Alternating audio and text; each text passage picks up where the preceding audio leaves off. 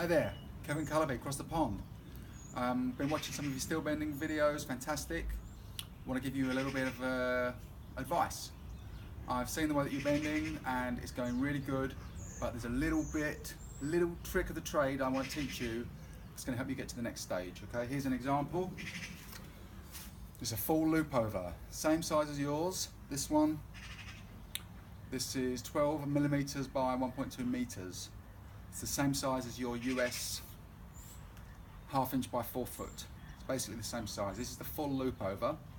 This is the next step from just a loop, really. It's actually not that hard. There's just a little something that you need to learn in order to get there. And it's a little trick actually with these ends, the tails. It's about switching the tails around. And I'm going to teach you how to get to that point.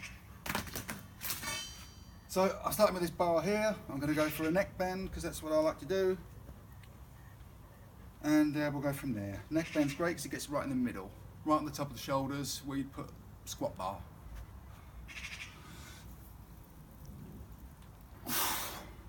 Okay, a little bit more. Now, here we are, halfway bent. And I'm going to go to ground.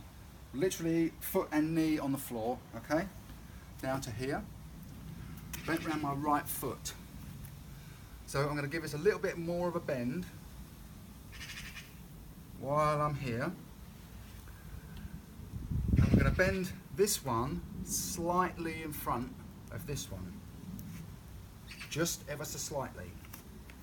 Right, now here, you can see it's not even. It's not very nice. Now there's a reason for that, because what I'm going to do is I'm going to switch the tails round so that they're where I want them, and I'm aiming to get contact at the crossover point. I'll show you with this big bar. This was my first bend. This is a big heavy bar. This is 16 mil. I think it's 3/4 inch.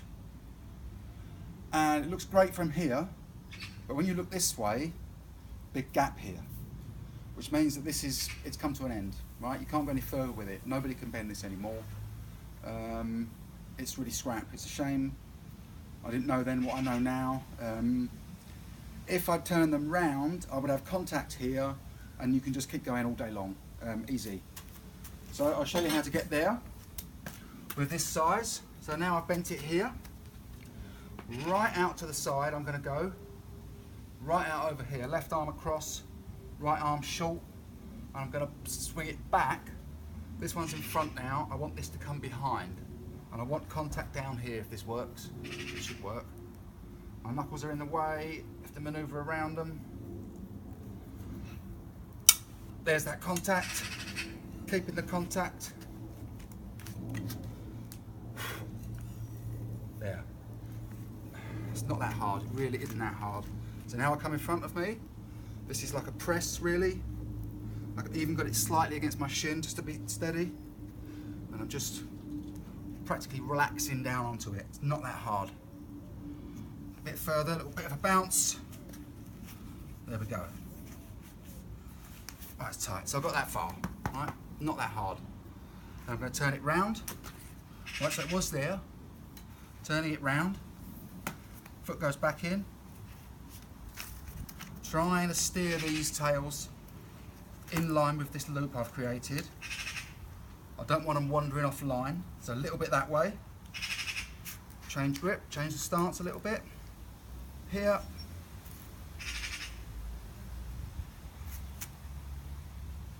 I'm going to adjust it slightly.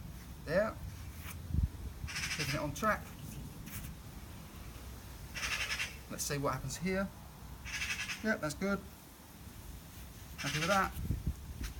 Finish with a thigh, between the thighs.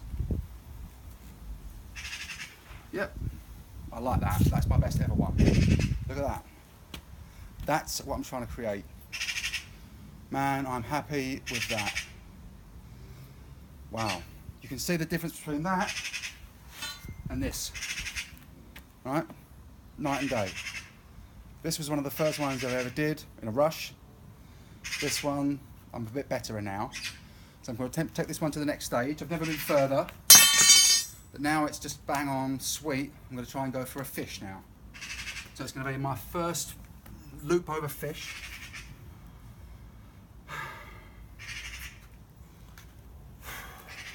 Hopefully.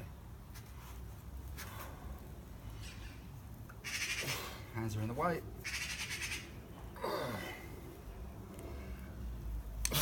Contact, yes. Got it. Look at that. Wow, chuffed to bits with that. Beautiful. And you see how flat it is. All right, perfect. And I've almost still got contact here. Just the narrowest little credit card gap. That is great. And it's reasonably even, like not perfect, but you know, you can't complain, really. That's good. I still feel fresh. I could even go a bit more with that, but I don't think I'll do a full another loop. So just one to think about for another day. But there is a stage further you can get with the same size steel. It's here. I call this one the hieroglyph because it's kind of like an Egyptian symbol. This is much more difficult because you've got a shorter bar to bend. You don't have this full length width. Yeah, I love this one. This is kind of like a bow tie or something, you know. But that's much more difficult. So yeah, just to recap, when you get to the point where they're about to cross, uncross them and go the other way. So you'll need to put the one at the front slightly at the back, so that when you're there, you switch them round and they're just how you want them to be. Yeah. If I try and bend this one, it just turns. Whatever I do to it, it's just going to turn. So the nearer you can get to flat, like that, the more you can just carry on bending. I hope that helps. Let me know how you get on.